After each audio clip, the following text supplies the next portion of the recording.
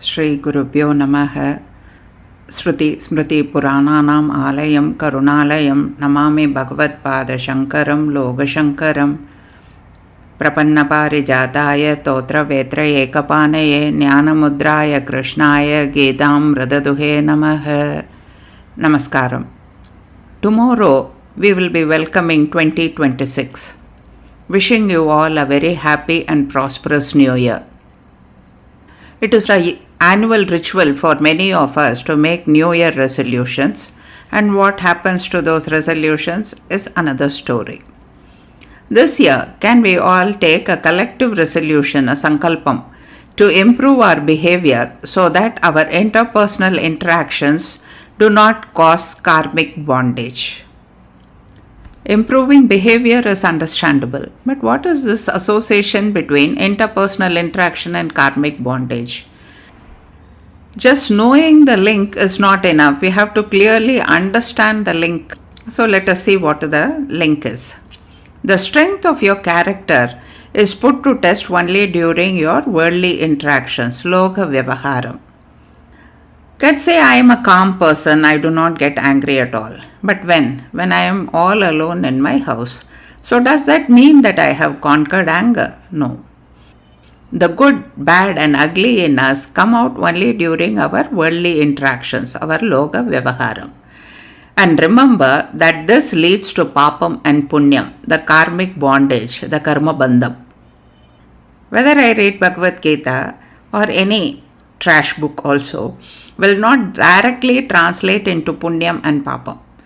It is only when I internalize Bhagavad Gita and I live up to it, that is, live Bhagavad Gita, that I earn punyam and I avoid papam.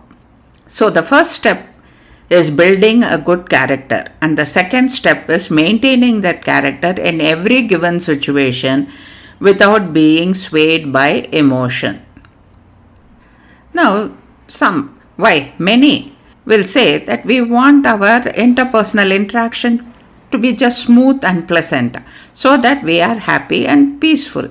Now, why are you bringing papam, punyam, karma bandham, all these things into this?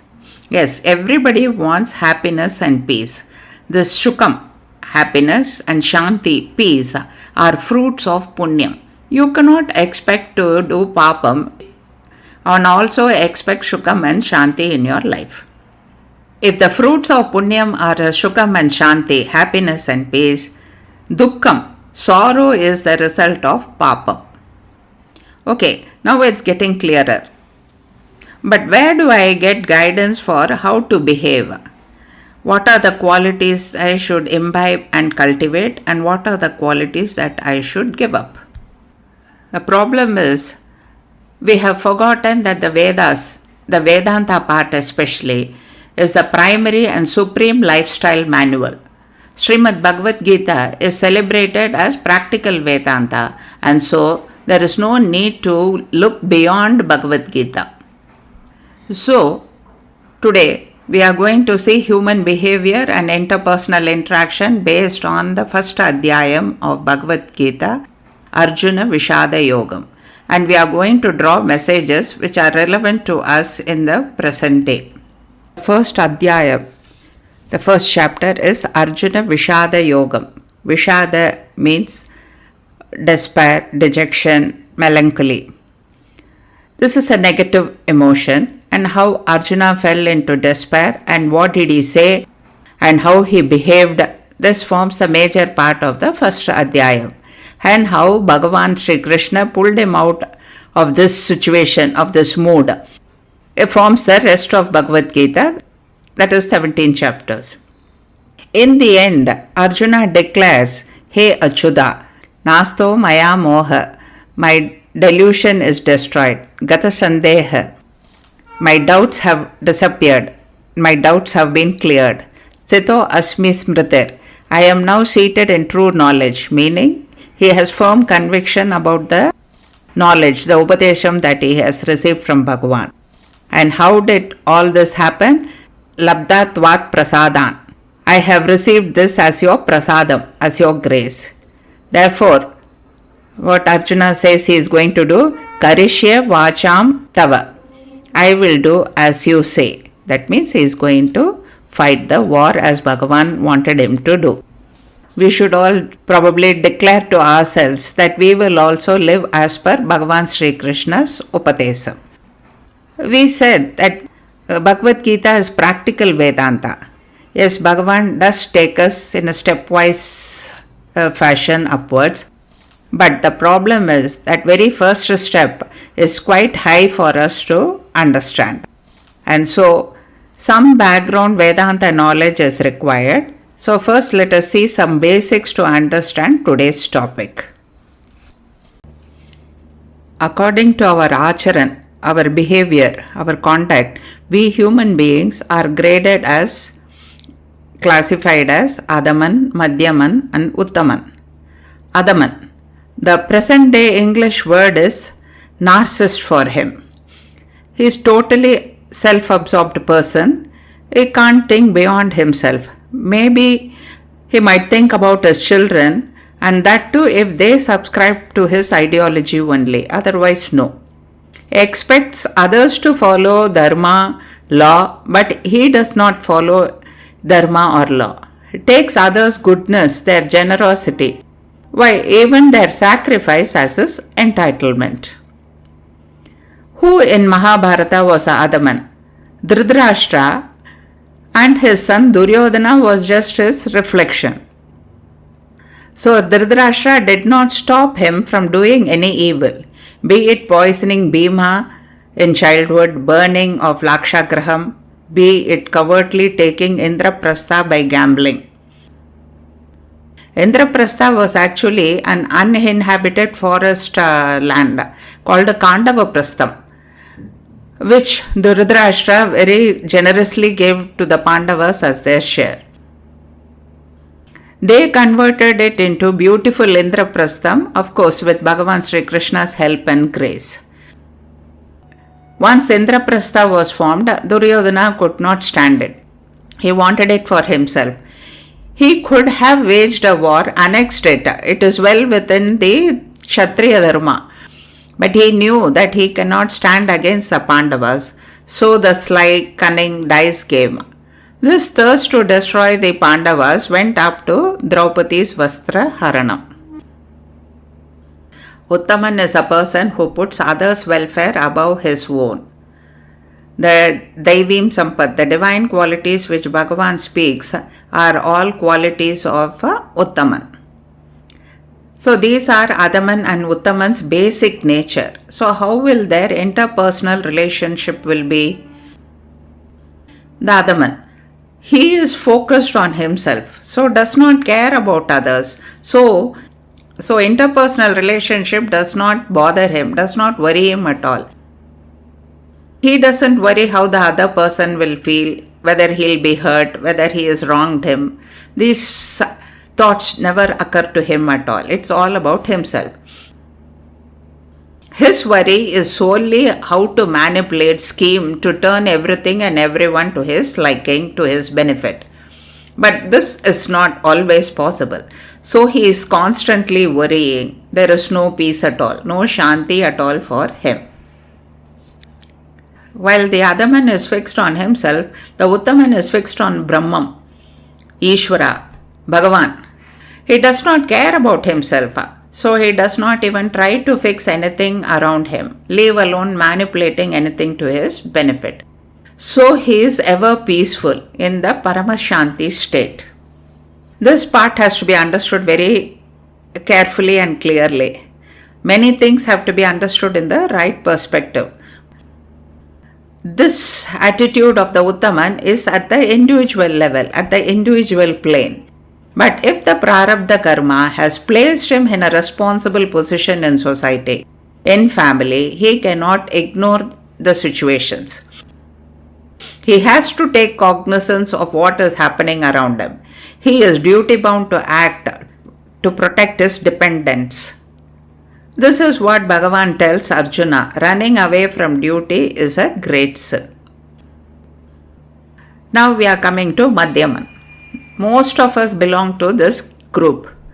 For the Madhyaman, he and his family come first. In Tamil, there is a saying, தன்னை மிஞ்சிதான் தர்மம் அப்படின்னு. But he does care for others also. So it is only the Madhyaman who sways, who oscillates between himself and others. So he gets hurt by others, and he also feels guilty if he has to stand up for himself against others. So if you have to stand up for yourself, you have to offend others. So he sways between hurt and guilt.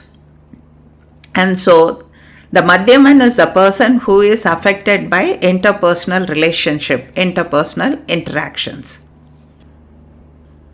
Why does this happen to Madhyaman? Because he knows bits and pieces of Shastras. He knows about Papam and Punyam, but not in the right perspective. So his sense of Dharmam, Adharmam, Swadharmam is all confused and all muddled up like Arjuna. Arjuna is just a representative of us. The Uttaman knows the Shastras correctly, and the most important thing is he lives, he abides by the Shastras.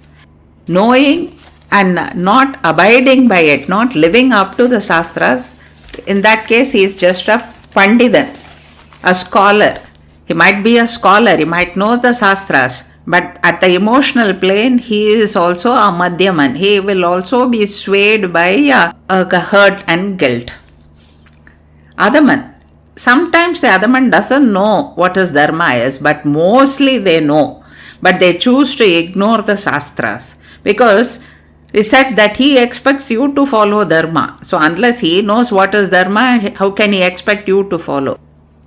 This is what Duryodhana and Dhritarashtra were doing. So he goes only in one straight line, me, mine, mine. Because there is no swaying, he is also not affected by any interpersonal relationship or interactions. With this background, we will come to the first Adhyayam of Bhagavad Gita. Totally 4 people do the talking in Bhagavad Gita. It is called Krishna-Arjuna Samvadam because it's mainly a conversation between Bhagavan Sri Krishna and Arjuna.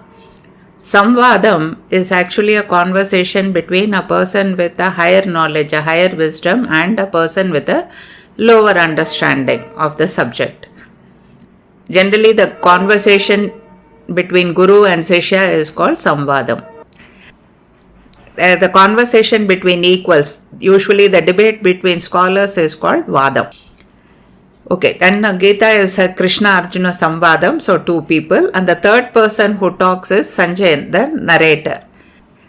There's a 4th person who does the talking. We'll come to him little later. Though it is mainly called Krishna-Arjuna Samvadam, Bhagavan does not speak at all in the first Adhyayam. It's mainly Arjuna's lamenting from the 28th to the 46th sloka. Totally 19 slokas he goes on ranting, but Bhagavan does not utter a single word. There is a lesson for us here, though not a spoken Upadesham by Bhagavan, but from how he acts, or rather how he does not react. So what is the lesson? Don't give your point of view. We are not talking about advice here. Even a friendly statement to anyone, especially those who think they know everything, when they are in this ranting mood. Because if you say anything when they are in that mood, they will only get more defensive and counter you. So it will be wasted energy on your part. So let them pour out and let them empty themselves. Wait till they become emotionally and verbally exhausted. Then do the talking, if at all you must say something. So Bhagavan speaks 2 slokas as a friend in the beginning of the 2nd Adhyaya, after Arjuna has come to this exhausted state. And how we do that Arjuna came to this state? By narration of Sanjaya. Evam uktva Arjuna. Arjuna having spoken all those words, those 19 slokas, Shankhe Ratopastha Upavishat, sat down on the chariot in the battlefield. Actually, the chariot has 3 levels. The lower level is for the Saradi, the charioteer, to sit. Then there is a middle level for the Rati, the master of the chariot, to get down. The Rati has to stand in the chariot. Now Arjuna has sat down in the middle level. And what was his state? Shoka samvigna manasaha, filled with sorrow and in greatly agitated state. Was that all? No. Visrajya shacharam chapam. Visarjanam is to cast away, to throw away. Visrajya chacharam chapam. Shacharam is all the arrows. Chapam is bow.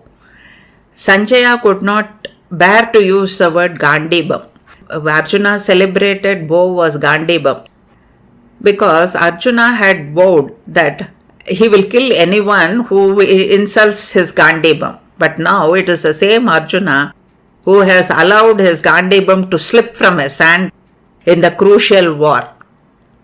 After that exalted Gandhibadhari Arjuna has come to this exhausted, pitiable state, Bhagavan speaks two slokas as a friend. And Bhagavan's Upadesham actually starts from the 11th sloka after Arjuna has surrendered to him and asked for his Upadesham. Shishyaste aham shadimam tvam prapannam. Shishyaste, I am your student. Shadimam, please instruct me. Tvam prapannam, I have surrendered unto you. So the lesson there is, do not give unsolicited advice. Again, a word of caution here. Nothing can be taken as a blanket rule. So here, do not give advice unless asked for is not for parents, elders in the family and teachers who are responsible for bringing up children, for grooming children. No child is going to come and ask, please advise me how I should behave. It is the responsibility of the parents and elders to guide the children and groom them. The fourth person who talks is Dhritarashtra. In fact, Gita starts as Dhritarashtra Vacha. And what does he say? Dharmakshetre Kurukshetre Samaveta Yuyutsavaha Mamaka Pandava Shaiva Kimakurvata Sanjaya. Meaning is, my sons and Pandu's sons, Mamaka Pandava Shaiva, Samaveta Yuyutsavaha, having gathered desirous to fight, where in Kurukshetram, which is also Dharmakshetram, Kim Akurvataha Sanjaya. What did they do? People who have gathered in a war field, desirous to fight each other, what will they do? Of course they will fight. The war would have started. Then we will think, what sort of a question is this? Very absurd it looks. That is why we need Bhashyakaras, because we have huge gaps in our understanding. Madhusudana Saraswati, an Advaita Vedanti, in his Bhashyam says, the words to be noted here are Dharmakshetre, Kurukshetre and Mamaka Pandava. Kurukshetram was Dharmakshetram. A little background information you have to know here. It was called Dharmakshetram because the first in the clan, the Kuru Maharaja, the whole Vamsham is called Kuru Vamsham only.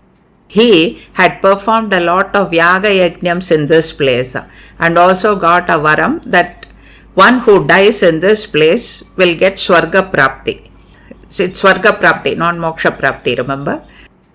And Bhagavan also mentioned this later to Arjuna. It is a win-win situation for you, Arjuna. If you die, you will get Swarga. And if you win, you will get this kingdom to rule. So why are you worried? But what is Dhritarashtra implying and wanting to know here? He wants to know whether Yudhishthira, who is a Dharmashilan, having come to Kurukshetra to fight, he has come with an intention to fight and get back his kingdom. But having come to Kurukshetra, which is also Dharmakshetra, had a change of mind. Has he given up his claim? And Dhritarashtra wants to know whether his sons are winning. Let us try to understand this a little better by our day-to-day example. Suppose you had lent some money to somebody and that fellow is cheating you, he is not repaying at all. Suppose you see him in a marketplace, in a shopping mall, you will definitely go behind him and ask him about the money. But suppose you see him in a temple you would not want to bring down the sanctity of the temple. That is your goodness. You will say, why pick up a fight? Why talk to such a person in a temple? So he will escape. This is the same thing which Dhritarashtra is expecting Yudhishthira to do. In a Dharma Kshetram, he wants him not to fight a war. But his son Duryodhana is also standing in the same Dharma Kshetram, Kurukshetram. He knows that Duryodhana will not have any change of mind, and Dhritarashtra would not have liked it to happen also. So this is the reason for that adjective Dharma Kshetre Kurukshetre. Remember what we said about Adaman. They will violate all dharma but expect others to follow. They expect even your sacrifice as their entitlement. Next, by saying Mamaka Pandava, he has clearly distanced himself from his brother. It is Mamaka, my sons, and Pandava, that is Pandu's sons. It is not my sons and my brother's sons. It is Pandu, some Pandu's sons. So the nature of an Adaman is brought out very clearly by Bhagavan Vedavyasa, and we got to understand it by Madhusudana Saraswati's Bhashyam. Now we will come to Arjuna, the Madhyaman Arjuna. Arjuna actually wanted to see clearly the enemy side, whom he should fight, the vyuham they have formed. For him to plan his strategy, so he ordered Bhagavan. He was the master of the chariot, so he ordered Bhagavan. Senayor Ubayor Madhye Ratam Sapaya Me Achyuta. Station my Ratam between the two armies, between the two Sainyams.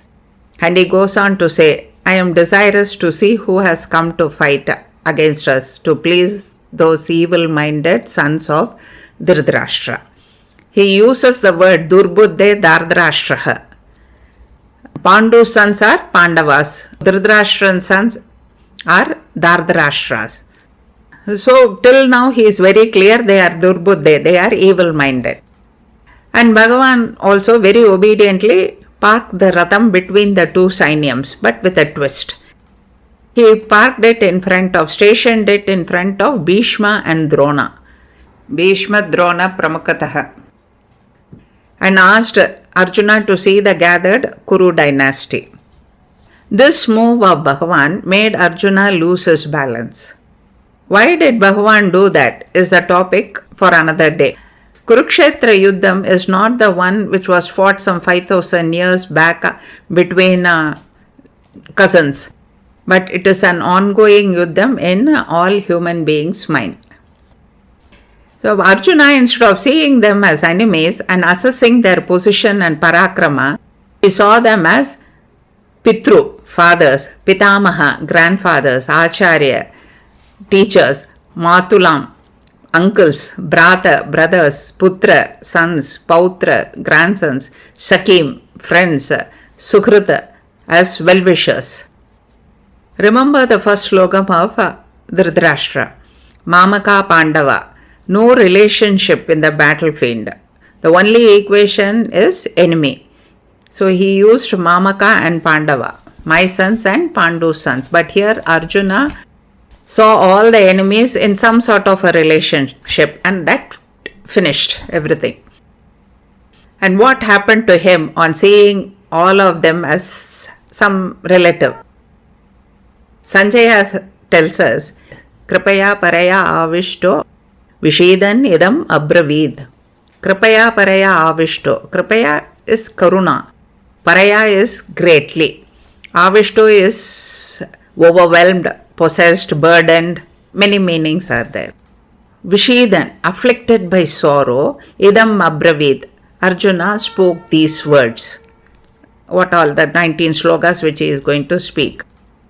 Now, what is this Kripaya Paraya? Greatly burdened or overwhelmed by grace or Kripa, and then afflicted by sorrow. In the same sentence is continuous. How can somebody be full of Karuna and also be afflicted by sorrow? So what is this usage? We will know the brilliance of this usage once we come to know how Arjuna behaved in the battlefield after this. So On seeing his swajanam, kinsmen gathered there, Arjuna said, "My legs are quivering, my whole body is shaking, mouth is drying up. I am not able to stand or think clearly. My skin is burning. I see all bad omens. I don't see any good shreyas in fighting this war. I can see only misfortune in killing our own people." Of course, these are all going in many slogans. We are not taking slogam by slogam, just saying the gist of it. So let us come back to these words, Kripaya Paraya Avishto. All these reactions which he says, skin is burning, leg is shaking, all these things are not a reaction of a person who is filled with grace, with karuna. So what is it? Arjuna is now projecting his bhayam as karuna. The bhayam, the fear, the great fear of killing his own people and the mahapabam that he will incur is being projected as grace.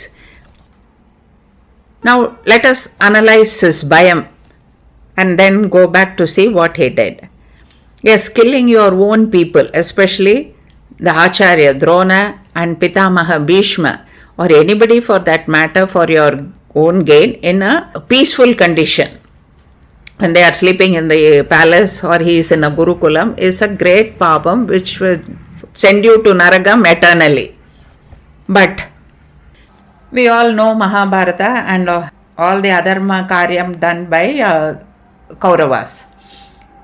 We also know that even Bhagavan's Shanti Prastav was rejected by Duryodhana. And this is not a sudden ambush attack on them. It is a very well planned, agreed war by both the sides. And great warriors like Bhishma and Drona chose to stand on the side of Duryodhana, then they will have to face the consequences for it. In fact, even in the war field, it was Bhishma who blew the Shankanadam first, declaring war. Bhagavan and Pandavas were waiting. Even in the battlefield, the battle could have been stopped. So it was Bhishma who declared the war first. So after all these things, Arjuna is now turning away from his duty is a very, very wrong thing. The grave mistake by Arjuna and by most of us is seeing or treating relations in a single plane. We forget the human interactions are dynamic. It varies for the same relation with time, place, involvement of others, and most importantly, the behavior, the stand or the position taken by the other person. If your swadharma, the call of duty, is opposed by the other person's stand, then there is no thinking twice. You have to stand by your dharma. Do not waver from the dharma marga to please or favor any relation, be it parent, sibling, spouse, children. This pleasing or favoring them is not love, it is attachment. There is no place for attachment, and you have to at any situation stand by dharma. This is the biggest teaching of Bhagavad Gita. Now let us continue with what Arjuna did. Karuna or Kripa is about others. Not once did Arjuna say what will happen to Dhritarashtra or Gandhari, Bhanumati, Duryodhana's wife, or the wives of other Kauravas, their children. His fear was only papam which will come to him, the Gora papam fit to go eternally to Naraga by killing the relatives. So this made him speak as though out of Karuna he does not want the war. Arjuna expected Bhagavan Sri Krishna to agree to his viewpoint, but Bhagavan kept quiet. Arjuna continued. After killing them, how the Pandavas could enjoy the victory, the kingdom. He went on to say the Kauravas were overpowered by greed. Lobha upahata chetasa. So they are not bothered about kulashaya kritam dosham, by the dosham or the papam that will come by killing the whole clan.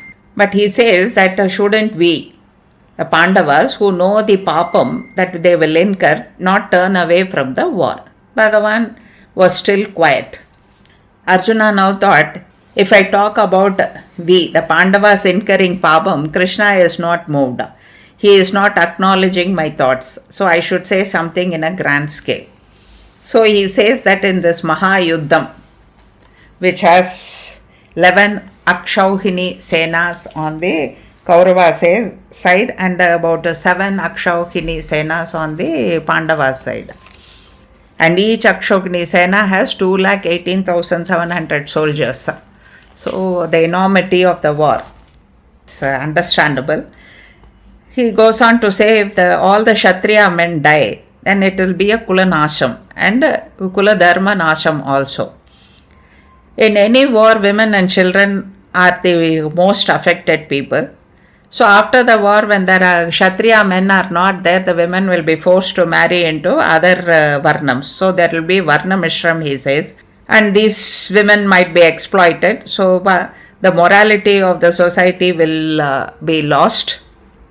And he also goes to say, without men to perform Shradam, Tarpanam, the Pitrus will fall from their place.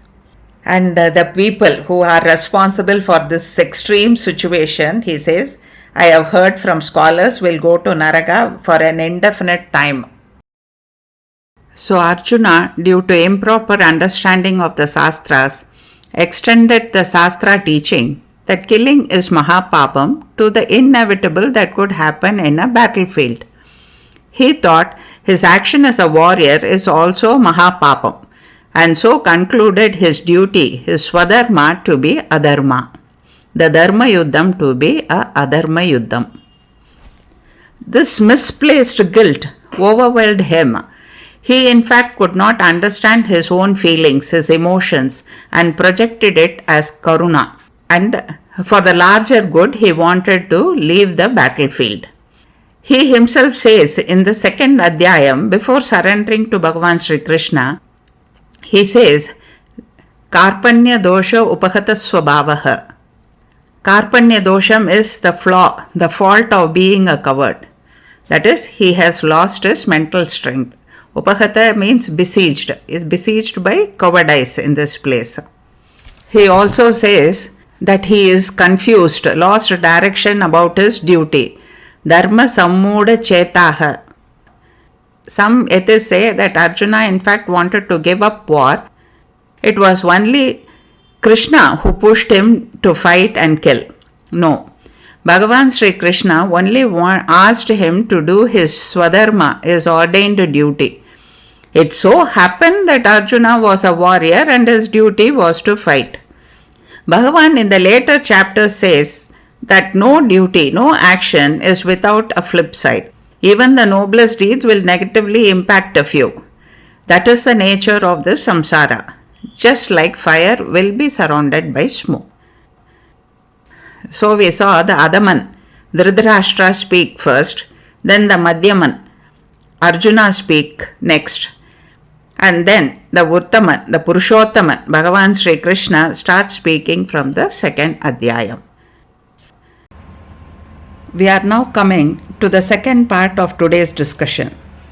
Now we will shift from Arjuna to us.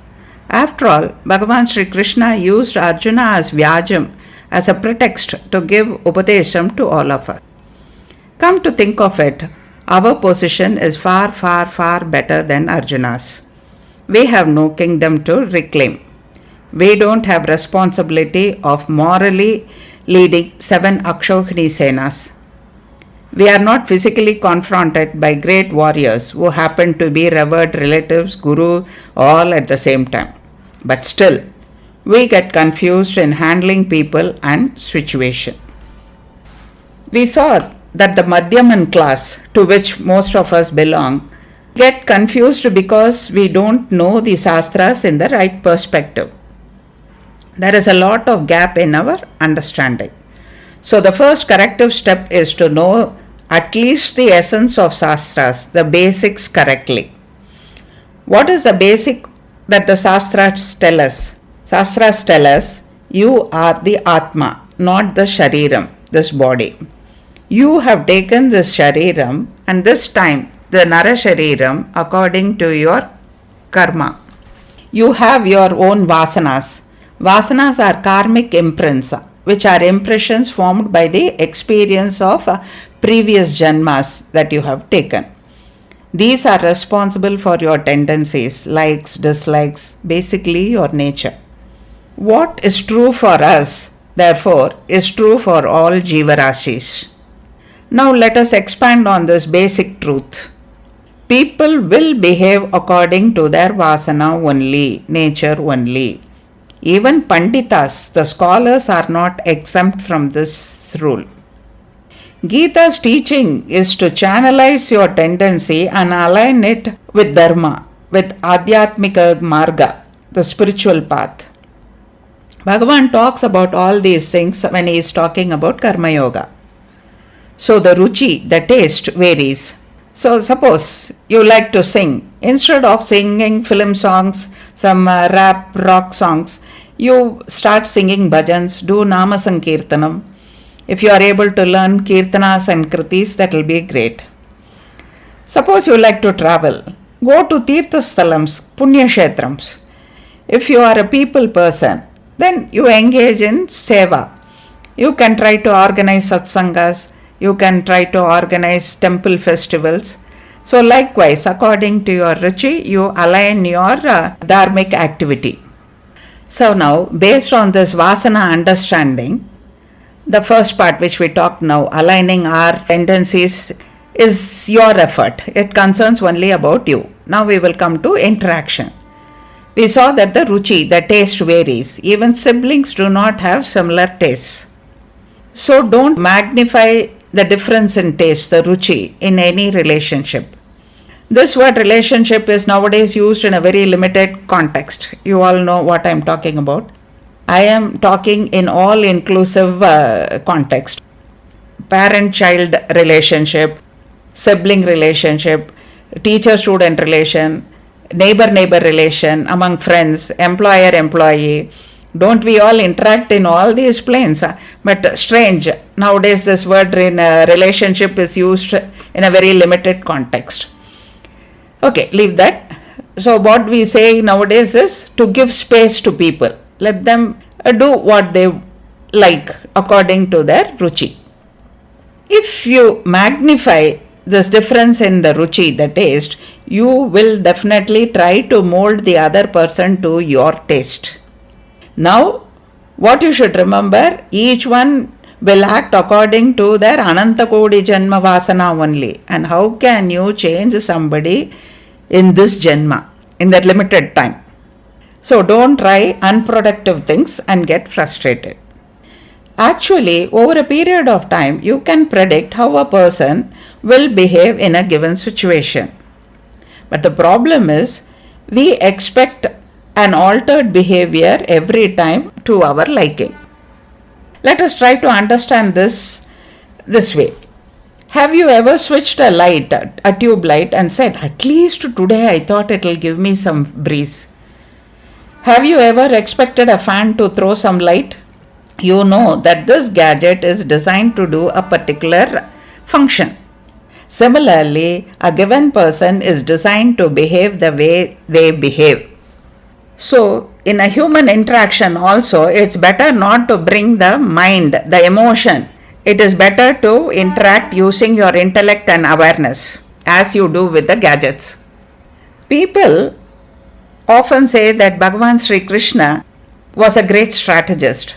Actually, Bhagavan used the predictable behavioral pattern of a person at the right time, at the right place to get things done.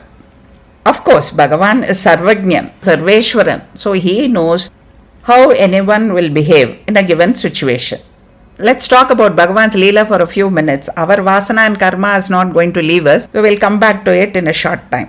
Bhagavan was coming out of the Kuru Sabha after his peace proposal. The Shanti Prastavam was rejected. At that time, Ashwatthama was not in the Sabha. Actually, Duryodhana wanted to make Ashwatthama the Senapati for Kaurava army because he was doubtful about Bhishma's loyalty. But Bhagavan's Sankalpam was otherwise. So as Bhagavan was coming out, Ashwatthama met him on the way. Bhagavan purposely removed his ring and dropped it on the ground. Ashwatthama picked it up and gave it to him. Bhagavan knew Duryodhana is seeing all these things from the balcony, and he will write a script for what he is seeing. Bhagavan held Ashwatthama's hand as he gave him the ring and said, "It's nice to meet you, but anyhow now I have to rush. I think it's going to rain heavily." It was so bright and sunny. Ashwatthama was so confused, so he just looked up. There was not even a single cloud. Now what were the actions? Ashwatthama bent down to the ground, picked up the ring. Bhagavan held his hand. And because he said it's going to rain, Ashwatthama looked up to see. This was the sequence of actions. The Duryodhana thought Ashwatthama is keeping the Bhumi and the Akasham as Sakshi and telling Bhagavan that he will be on his side in the war. So, finally what happened? What Bhagavan wanted happened. And Bhishma became the Senapati. That's why Bhagavan is called Satya Sankalpaha, Satya Kamaha. Okay, we will come back to our karma. We finished Vasana, now we will come back to karma. Your parents, siblings, spouse, children are all your karma palan only. Even transient meeting and parting of people is due to karma only. If your core relatives are carrying adjusting types, it is because of your previous janma's sukrutam. But you have an adaman, a narcissist in your close circle, it is because of your previous janma's dushkritam. So what do? Acceptance. Accept what? That it is my karma palan. So this acceptance gives you preparedness. Otherwise, every time it will be the same lamenting. Why this happens to me? I was nice to them. I did this for them. I did that for them. Why do they behave like this? So, this thing will not happen. You are prepared. You know that this person, whatever you do, is going to behave this way only. So, that gives you a clarity to handle that person. So, you will be focused mostly on disengaging from them and not deeply engaging with them. Now, what is this disengaging and deeply engaging? Disengaging means you do just the dharmic duty required for that relationship. Do not go beyond that. So you set a boundary. You cannot totally avoid the close relationship. So just do your duty and do not do anything beyond your duty. We will see it with an example in a short time. Not deeply engaging means do not go and seek answers for their behavior every time. You will not get an answer, and don't try to overdo to please and win their goodwill. We saw Bhagavan Krishna wanted Arjuna to do his duty, and deflecting or neglecting duty is a sin. This is one of the basics of our Sanatana Dharma, duty. Our Shastras talk only about duty and not rights. Why? Because the right of a person is inbuilt in the other person's duty. The right of the child is the duty of the parents. The right of the wife is the duty of the husband. Likewise, the right of the husband is the duty of the wife. The right of a Sishya is the duty of the Guru. The right of the Praja is the duty of the Raja. So, if each one does their duty properly, automatically the right of the other person will be upheld. Neglecting duty amounts to denying someone of their rights. That is why in our Sanatana Dharma it is considered as papam. That is why our ancestors had the whole social structure itself aligned towards duty only. Talking of rights and ignoring your duty is the present day fashion. Now we will discuss how to handle a few close relationships. The parent-child, the adult-child, the parent and adult-child relationship, that is. The duty towards parents is actually called rin, debt in our dharma. Debt here is moral obligation. This moral obligation towards parents is there while they are alive, and after their passing away, Shraddham also has to be performed as per your sampradaya. This is point 1. Point 2. All children, that is, each child has 100% responsibility towards their parents. If there are 3 children, it is not 1/3 responsibility. The parents might be staying with one child, the elder son mostly, but that does not mean the others will dump their responsibility. Others also have to visit, be emotionally connected to the parents, help them physically, financially. So all children should be united in looking after the parents' welfare. Point 3. This is from the adult child point of view. Parents are also human. They might have neglected their duty towards the child when he was young. We do see many alcoholic fathers who gamble, who neglect their families. Now, when this child grows up, he has to do his duty towards the father. Look after him in old age. Looking after, doing duty to the elder father is providing food, shelter, giving medical care, emotional support, giving a comfortable living. Of course, if the father still wants money for alcohol or gambling, it's a strict no. The son or the daughter is very much within their dharmic limits to refuse this. At no point the son or daughter should say, "You did not do your duty towards me as a child. You did not educate me, look after me. So now, why should I care for you?" This tit for tat or revenge is not allowed by our Shastras. The parents faltered in their duty, did not behave, still probably not behaving well. But that does not matter. The child has to do his or her duty. This revenge is like taking law in your hand. Even in our Laukika life, it is said you can't take the law in your hand. There is a system. You have to go to the police, then there is a court. Likewise, the parents will get their karma palan according to how they behaved.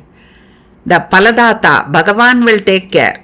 You have to do your duty. You keep yourself away from the pabam of not doing your duty towards your parents. Do not get further into karma bandham with them. Finish the karmic connect with them in this janma itself. If this is true for parent-child, it holds good for all relation where moral obligation, the dharmic duty is there. Next we will come to relationship with siblings. As adults, it's easy to draw boundaries if you have an Adaman as your sibling. As adults, not all siblings are very close. Many tend to move away, but should always be there for the other in times of need and definitely do all social obligations. We spoke about how adult children should behave towards their parents. Now we will see how parents should handle their children. The emotional bonding, attachment is very high with children than in any other relationship. And parents generally tend to think that the child is their extension. So they feel, how can this child not listen to me? Why it's not doing what I say? And many of them push their dreams and ambitions on their child. This attitude of the parents sometimes continues even with their adult children. The important truth to remember is, you did not create the child from nothingness. In fact, Tamil for parents is petror, meaning ones who have received. Received what? They have received an Atma with its own karma and vasana. The genetic material for the physical body comes through you, and that is also not from you, because your genetic material came from your ancestors. If this understanding is there, then many parent-child problems, conflicts will not arise. The most important message from the first Adhyayam is, relationships are not static, they are not unidimensional, they are dynamic. We should use our discretion to act as per the demand of the circumstance. In all, the common denominator is adherence to dharma in all interactions.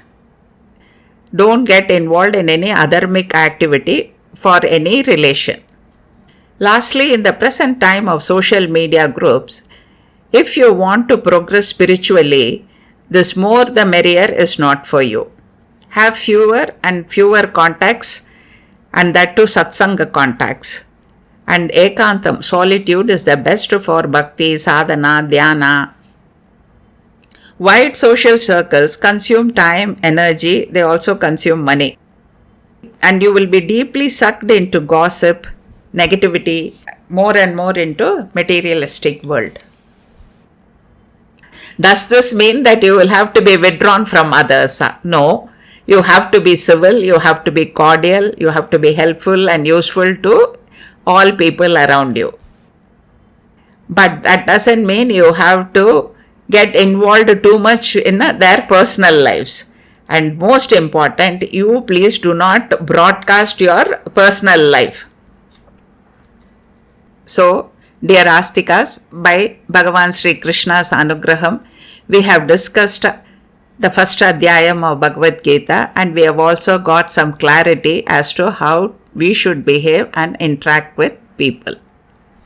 Mangalam Yadavendraya Mahaniya Gunabdaye Vasudeva Tanujaya Vasudevaya Mangalam.